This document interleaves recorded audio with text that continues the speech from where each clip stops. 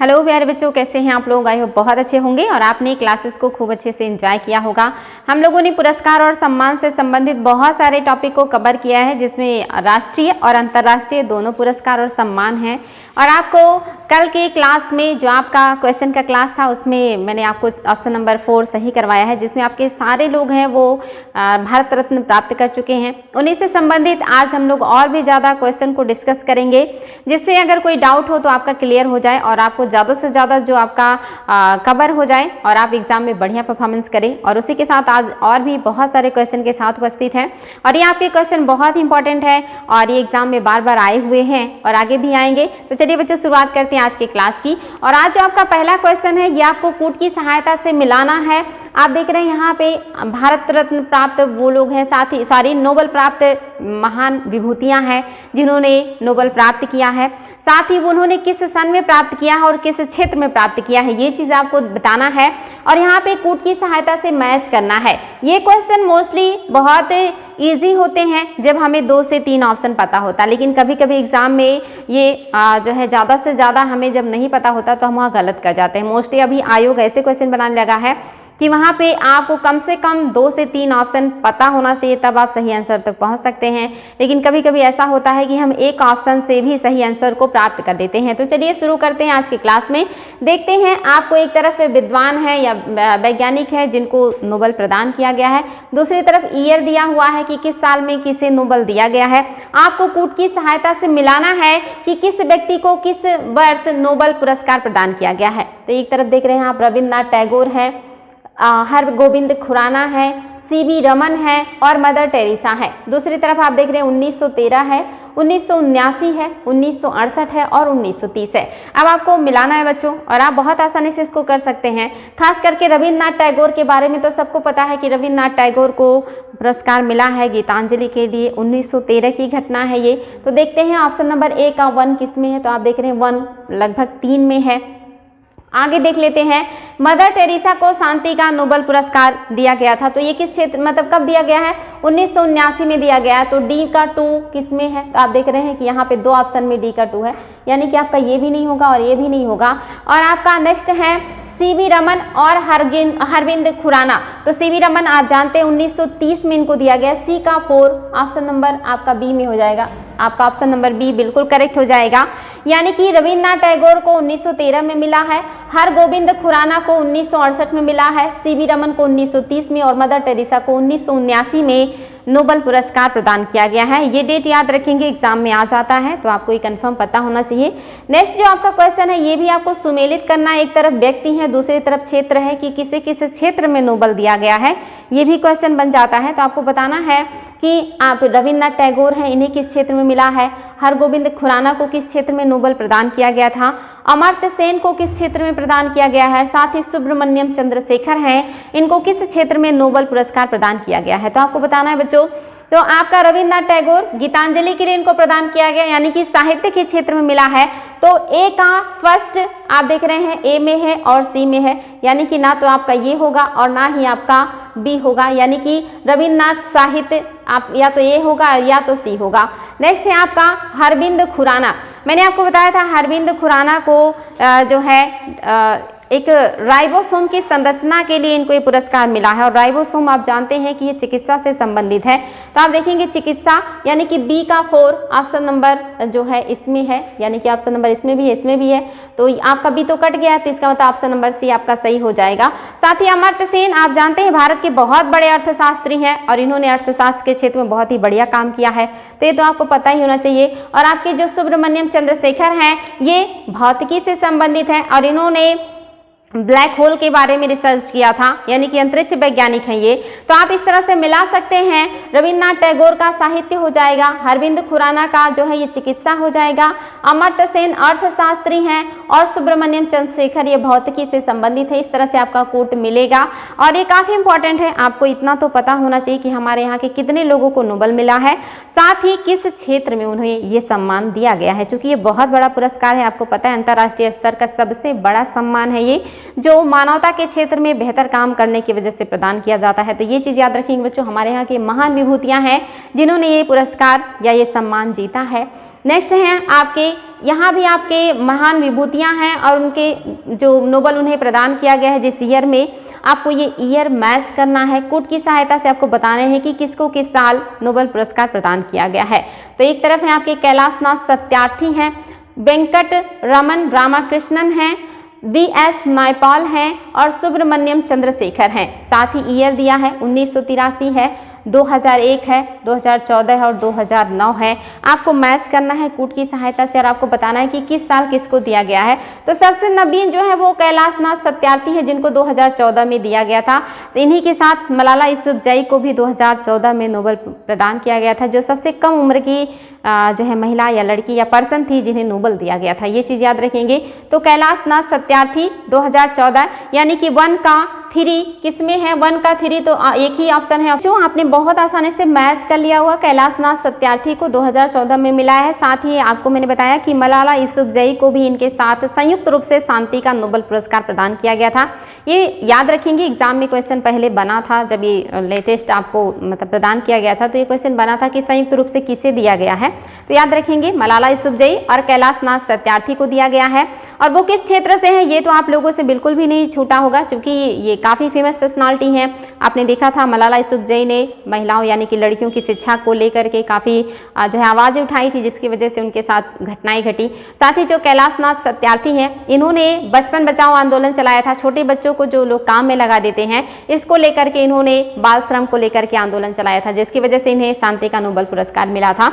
तो याद रखेंगे बच्चों, कैलाशनाथ सत्यार्थी 2014। आपको यहाँ बड़े आसानी से एक ही ऑप्शन से आपने आंसर को प्राप्त कर लिया। बाकी लोगों को भी देख लेते हैं। वी.एस. नायपाल को 2001 में मिला है, सुब्रमण्यम चंद्रशेखर को मिला है 1983 में, और आपके जो वेंकट रामाकृष्णन है इनको 2009 में मिला है। तो आप बहुत आसानी से मिला सकते हैं, आपके पास कूट की सहायता से आपके लिए काफ़ी आसान हो जाएगा। ये देख सकते हैं कि किसका किस क्षेत्र में किस ईयर में मिला है। ऑप्शन नंबर डी आपका बिल्कुल करेक्ट है। नेक्स्ट है आपके, एक तरफ ये महान व्यक्ति है और दूसरी तरफ उनको किस क्षेत्र में ये सम्मान प्रदान किया गया है, ये आपको मैच करना है कूट की सहायता से। तो वी.एस. नायपाल, वेंकट रमन राधाकृष्णन, कैलाशनाथ सत्यार्थी और मदर टेरेसा। तो आप इसको बहुत आसानी से कर सकते हैं। मदर टेरेसा शांति के क्षेत्र में इनको दिया गया है, ये चीज़ तो सभी को पता है।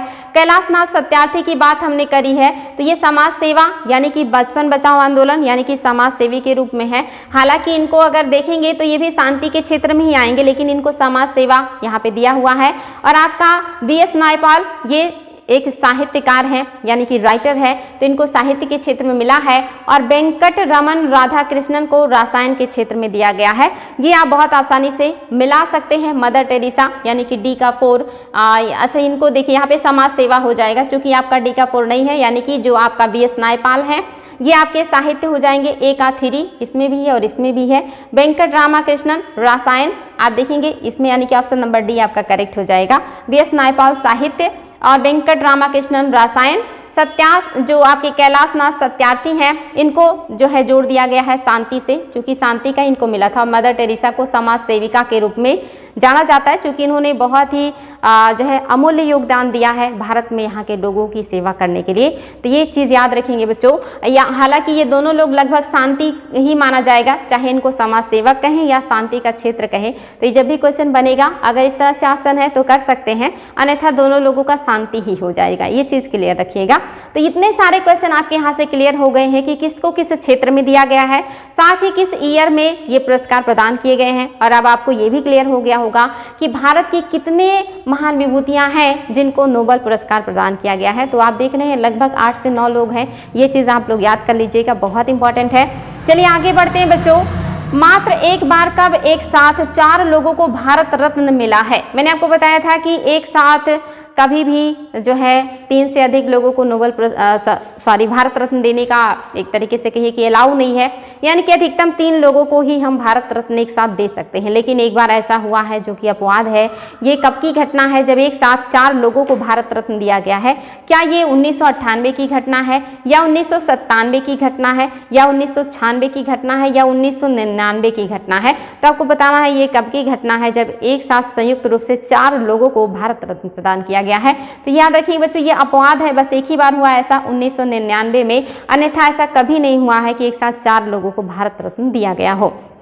2015 में भारत रत्न पुरस्कार किसे प्रदान किया गया है? क्या अटल बिहारी वाजपेयी जी को यह पुरस्कार प्रदान किया गया है? क्या मदन मोहन मालवीय को यह पुरस्कार प्रदान किया गया है? क्या दोनों लोगों को ये पुरस्कार एक साथ दिया गया है, या इनमें से ऐसा कोई नहीं है जिसे भारत रत्न 2015 में दिया गया हो? तो ये चीज़ याद रखेंगे, क्योंकि ये आपके लगभग नज़दीकी हैं, जो कि एग्जाम में कूट में बन सकते हैं कि कब इनको दिया गया है। तो याद रखेंगे दोनों आपके महान व्यक्तित्व हैं जिनको भारत रत्न दिया गया है, जो कि भारत का सर्वोच्च नागरिक सम्मान है।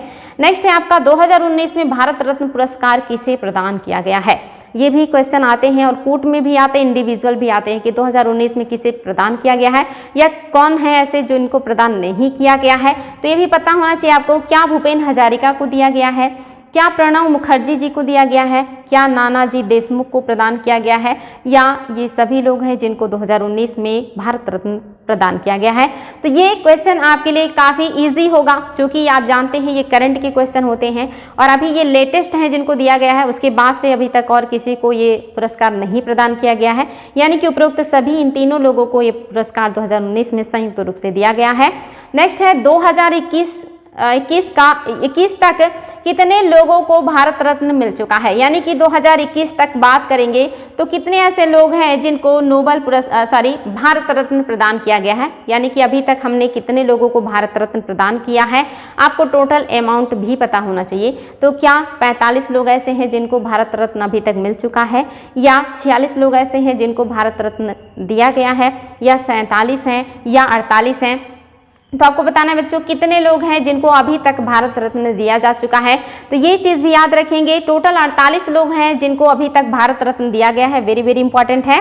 नेक्स्ट है आपका संगीत नाटक अकादमी द्वारा प्रदान किया जाने वाला सर्वोच्च सम्मान क्या है? क्या ये रत्न सदस्यता है, या रत्न विभूति है, या दोनों है, या कोई नहीं है? आपको बताना है संगीत नाटक अकादमी द्वारा प्रदान किया जाने वाला सर्वोच्च सम्मान कौन सा है। और ये चीज़ याद रख लीजिएगा, काफ़ी इंपॉर्टेंट है ये। इसका ऑप्शन नंबर ए सही है, रत्न सदस्यता इसका सर्वोच्च सम्मान है। कभी भी हमेशा अगर मैं दोनों कर दूं तो दोनों नहीं कर देना है। मोस्टली ये आपके सहूलियत के लिए ऐसा किया जाता है कि ज़्यादा से ज़्यादा तथ्य आपको प्रदान किए जाए। एग्जाम में ऐसा नहीं होगा कि आप बड़े आसानी से सही कर लें, वहाँ पे आपको पूरा अपना दिमाग लगाना होगा और अब वहाँ पे पूरी तरह से एक्टिव रहना होगा। हम जो क्वेश्चन बनाते हैं इसमें कोशिश करते हैं कि ज़्यादा से ज़्यादा तथ्य आपको प्रदान किए जाए, ताकि वहाँ से अगर एग्जाम में क्वेश्चन बने तो आप आसानी से उसको सही कर लें। लेकिन एग्जाम में हमेशा इतना ईजी नहीं होगा, तथ्य तो यही होंगे लेकिन वहाँ पे घुमा घुमा करके क्वेश्चन पूछे जाएंगे। इसलिए आप लोगों को अपना जो नॉलेज है उसको बिल्कुल मजबूत करके रखना है और कॉन्फिडेंस के साथ इसको सॉल्व करना है। चलिए आगे बढ़ते हैं। उस्ताद बिस्मिल्लाह खां पुरस्कार किसे प्रदान किया जाता है? किसे प्रदान किया जाता है बच्चों? याद रखेंगे, सॉरी बच्चों, ये यहाँ पे होगा उस्ताद बिस्मिल्लाह खां पुरस्कार कौन प्रदान करता है, किसके द्वारा प्रदान किया जाता है? यहाँ पे किसके होगा, किसके द्वारा प्रदान किया जाता है? क्या ये ललित कला अकादमी प्रदान करती है, या साहित्य अकादमी के द्वारा प्रदान किया जाता है, या संगीत नाटक अकादमी के द्वारा ये प्रदान किया जाता है, या इनमें से कोई नहीं है कि जो ये पुरस्कार प्रदान करता है? तो आपको बताना है कि उस्ताद बिस्मिल्लाह खां पुरस्कार किसके द्वारा प्रदान किया जाता है। और आपको ये चीज़ पता होना चाहिए इनमें से कौन है, संगीत नाटक अकादमी। ऑप्शन नंबर सी आपका बिल्कुल करेक्ट है, संगीत नाटक अकादमी के द्वारा ये पुरस्कार प्रदान किया जाता है। वेरी वेरी इंपॉर्टेंट है, ये चीज़ याद रखेंगे। नेक्स्ट है बाल साहित्य पुरस्कार किस वर्ष शुरू किया गया और कितने भाषाओं में ये प्रदान किया जाता है? क्या ये 2010 में शुरू हुआ और 20 भाषा में दिया जाता है, या 2010 में शुरू हुआ और 24 भाषा में दिया जाता है, या 2011 में शुरू हुआ और 22 भाषा में दिया जाता है, या 2014 में शुरू हुआ और 24 भाषा में प्रदान किया जाता है? तो आपको बताना है बच्चों कि बाल साहित्य पुरस्कार किस वर्ष शुरू हुआ और कितने भाषा में प्रदान किया जाता है। याद रखेंगे ये 2010 में शुरू हुआ है और 24 भाषा में प्रदान किया जाता है। ऑप्शन नंबर बी आपका करेक्ट हो जाएगा। वेरी वेरी इंपॉर्टेंट है, इसको जरूर ध्यान दीजिएगा। नेक्स्ट है आपका ज्ञानपीठ पुरस्कार किसके द्वारा दिया जाता है? कौन है जो ज्ञानपीठ पुरस्कार प्रदान करता है? पहला है आपका बिरला फाउंडेशन, बी है साहित्य अकादमी, सी है भारतीय ज्ञानपीठ न्यास, और चौथा है कि इनमें से कोई नहीं है जो ये प्रदान करता हो। तो ये आपके लिए आसान है, क्योंकि आप देख रहे हैं ज्ञानपीठ पुरस्कार है तो कौन प्रदान करेगा? ज्ञानपीठ जो आपका भारतीय ज्ञानपीठ न्यास है यही ज्ञानपीठ पुरस्कार प्रदान करता है। ऑप्शन नंबर सी आपका करेक्ट हो जाएगा। नेक्स्ट है मूर्ति देवी पुरस्कार किस क्षेत्र में उल्लेखनीय योगदान के लिए दिया जाता है? क्या ये सांस्कृतिक धरोहर के क्षेत्र में बेहतर काम के लिए प्रदान किया जाता है, या ये भारतीय दर्शन के क्षेत्र में बेहतर कार्य के लिए प्रदान किया जाता है, या ये दोनों क्षेत्रों में काम करने के लिए दिया जाता है, या ये 24 भाषाओं में कोई रचना या जो है लेखक जो भी लिखता है उसके लिए प्रदान किया जाता है। तो आपको बताना है बच्चों की मूर्ति देवी पुरस्कार किस क्षेत्र में उल्लेखनीय योगदान के लिए प्रदान किया जाता है। याद रखेंगे, हमने इस पर पहले डिस्कशन कर लिया कि 23 भाषाओं में पुरस्कार दिया जाता है और किस लिए दिया जाता है, तो सांस्कृतिक धरोहर और भारतीय दर्शन के क्षेत्र में अगर कोई बेहतर काम करता है तो उसको मूर्ति देवी पुरस्कार प्रदान किया जाता है। वेरी वेरी इंपॉर्टेंट है। और ये मोस्टली आप देखते हैं कि 23 भाषाओं में ये जो है सांस्कृतिक धरोहर और भारतीय दर्शन से संबंधित अगर हम कोई रचनाएं करते हैं तब ये पुरस्कार प्रदान किया जाता है। ये 24 भाषा नहीं होगा, 23 होगा। 22 वो भाषाएं जो आपके संविधान की अनुसूचियों में शामिल हैं और एक आपका इंग्लिश, मिला के 23 भाषा में ये कृति रचने के लिए दिया जाता है। नेक्स्ट है व्यास सम्मान किस भाषा में प्रकाशित साहित्य के लिए तथा कितनी धनराशि इसके तहत प्रदान की जाती है। ये चीज याद रखिए बच्चों, ये तो आता ही है कि किस भाषा में दिया जाता है, कितनी राशि दी जाती है। साथ ही जब भी करंट में किसी को ये सम्मान दिया जाता है तो पूछा जाता है कि 2020 का, 21 का, 22 का, जिस भी ईयर आप एग्जाम दीजिएगा उस ईयर ये सारे देख लीजिएगा कि इस साल किसको ये पुरस्कार प्रदान किया गया है। ये भी एग्जाम में क्वेश्चन बनते हैं। तो आपको यहाँ बताना है भाषा और अमाउंट। क्या ये हिंदी भाषा में दिया जाता है और 5 लाख इसका अमाउंट है जो धनराशि दी जाती है, या अंग्रेजी भाषा के लेखक को दिया जाता है और 10 लाख का अमाउंट होता है जो पुरस्कार स्वरूप प्रदान किया जाता है, या हिंदी भाषा में दिया जाता है और पुरस्कार स्वरूप 15 लाख प्रदान किए जाते हैं, या अंग्रेजी भाषा में दिया जाता है और पुरस्कार स्वरूप 20 लाख रुपए प्रदान किए जाते हैं। तो आपको बताना है बच्चों कि किस भाषा में दिया जाता है और पुरस्कार की राशि क्या होती है। याद रखेंगे व्यास सम्मान हिंदी भाषा के लिए दिया जाता है और 5 लाख का पुरस्कार के स्वरूप धनराशि भी दी जाती है। नेक्स्ट है वाचस्पति पुरस्कार किस भाषा में लिखित उत्कृष्ट कृति के लिए प्रदान किया जाता है। वाचस्पति सम्मान क्या ये हिंदी भाषा में लिखित कृति के लिए दिया जाता है, या अंग्रेजी भाषा में लिखित उत्कृष्ट कृति के लिए प्रदान किया जाता है, या संस्कृत भाषा में लिखित उत्कृष्ट कृति के लिए प्रदान किया जाता है, या फारसी भाषा में लिखित उत्कृष्ट कृति के लिए सम्मान प्रदान किया जाता है। तो आपको बताना है वाचस्पति पुरस्कार किस भाषा में लिखित उत्कृष्ट कृति के लिए दिया जाता है। संस्कृत भाषा में लिखित उत्कृष्ट कृति के लिए वाचस्पति सम्मान प्रदान किया जाता है। नेक्स्ट है टैगोर पुरस्कार किस वर्ष शुरू किया गया तथा किस लिए प्रदान किया जाता है। क्या ये 2012 में शुरू हुआ और कला के क्षेत्र में दिया जाता है, या 2012 में शुरू हुआ और संस्कृत के क्षेत्र में दिया जाता है, या 2012 में शुरू हुआ और वैश्विक सद्भावना के क्षेत्र में दिया जाता है, या ये सभी कथन या सभी स्टेटमेंट सही हैं। तो आपको बताना है कि कौन सा सही है, और हमने इसके बारे में पढ़ा है। और अगर आपने नहीं पढ़ा है तो ऐसे भी आपको पता हो कि कला, संस्कृत और आपके वैश्विक सद्भावना के क्षेत्र में आपका कला और आपकी संस्कृति तथा वैश्विक सद्भावना के क्षेत्र में दिया जाता है। और शुरू कब हुआ है, 2012 में हुआ है। यानी कि आपके सभी ऑप्शन नंबर डी सही हो जाएगा। सभी के सभी आपके जो दिए हैं स्टेटमेंट सही हैं। नेक्स्ट है गांधी शांति पुरस्कार कब शुरू किया गया तथा किसके द्वारा प्रदान किया जाता है। क्या ये 1995 में शुरू हुआ और संस्कृति मंत्रालय प्रदान करता है, या 1996 में शुरू हुआ और संस्कृति मंत्रालय प्रदान करता है, या 1997 में शुरू हुआ और वित्त मंत्रालय प्रदान करता है, या इनमें से कोई भी सही नहीं है। तो आपको बताना है गांधी शांति पुरस्कार कब शुरू किया गया और किसके द्वारा प्रदान किया जाता है। तो आपको पता है ये 1995 में शुरू हुआ और संस्कृति मंत्रालय द्वारा प्रदान किया जाता है। और आपको पता है कि बेहतर काम करने के लिए अहिंसा के क्षेत्र में और शांति के क्षेत्र में, साथ ही विकास के क्षेत्र में अगर कोई बेहतर काम करता है तो उसको ये सम्मान प्रदान किया जाता है। वेरी वेरी इंपॉर्टेंट है बच्चों। और इसके तहत 1 करोड़ रुपए धनराशि भी दी जाती है, काफ़ी बड़ा अमाउंट दिया जाता है। नेक्स्ट है जवाहरलाल नेहरू पुरस्कार के संबंध में कौन सा कथन असत्य है। पहला, 1965 में इसकी शुरुआत हुई है। दूसरा है राष्ट्रीयता, जाति, धर्म एवं लिंग पर विचार किए बिना लोगों के बीच सामंजस्य स्थापित करने पर यह पुरस्कार दिया जाता है।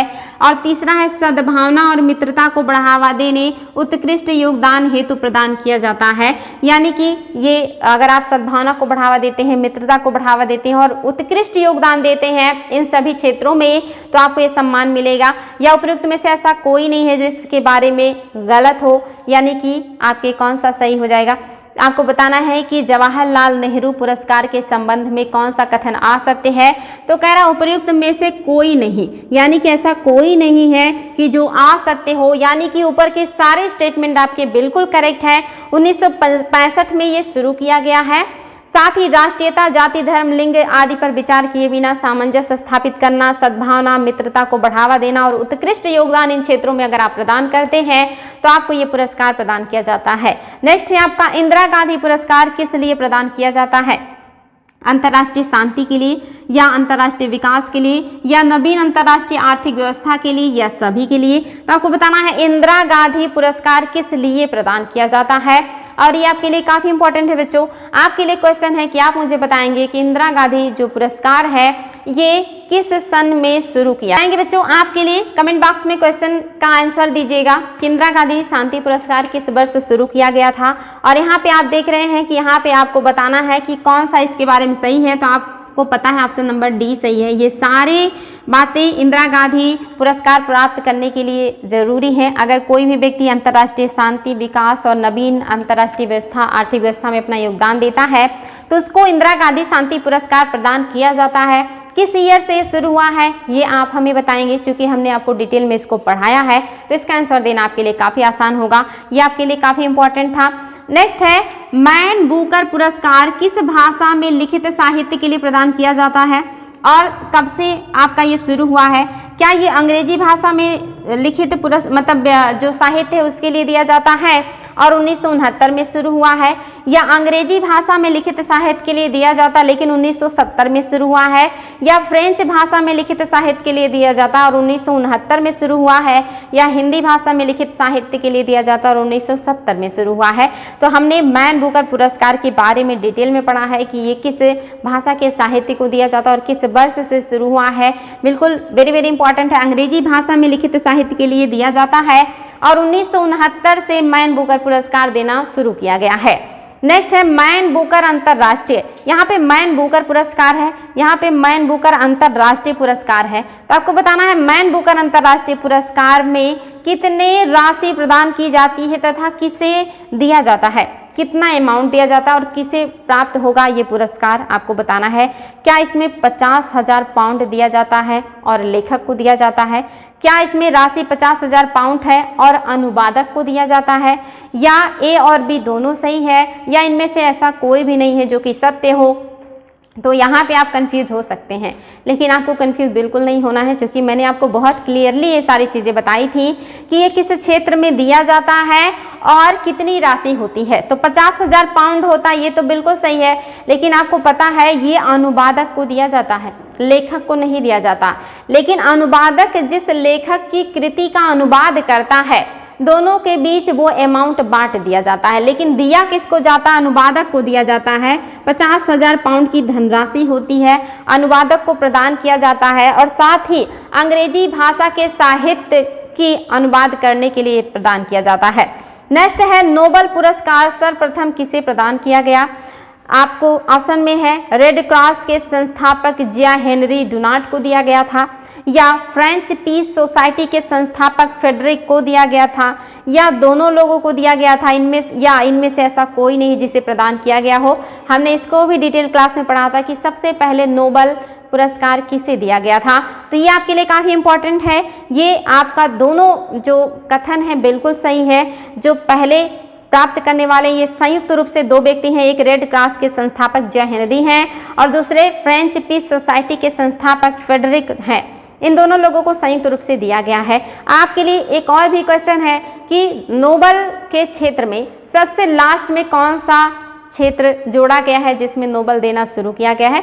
यानी कि आप जानते हैं नोबेल पुरस्कार 6 क्षेत्रों में दिया जाता है और इनमें से कौन सा क्षेत्र है जो सबसे नवीनतम है जिसको नोबेल देना शुरू किया गया है? आपके लिए क्वेश्चन है, क्योंकि एग्जाम में कई बार आया है, इसलिए आप हमें इसका आंसर देंगे। साथ ही वो नया क्षेत्र कब जोड़ा गया है नोबेल के लिए ये भी बताएंगे। तो ये 2-3 क्वेश्चन है आपके लिए बच्चों, इसका जवाब दीजिएगा। और आज के लिए मुझे लगता है बहुत सारा क्वेश्चन आपका सॉल्व हुआ होगा और अपनी पुरानी जो पढ़ी हुई चीज़ें हैं उसको आपने और मजबूत किया होगा। ये एग्जाम में आपके लिए काफ़ी हेल्पफुल हो, इसी उम्मीद के साथ आज के लिए इतना ही। फिर नेक्स्ट डे हम नए टॉपिक के साथ मिलेंगे। Thank you.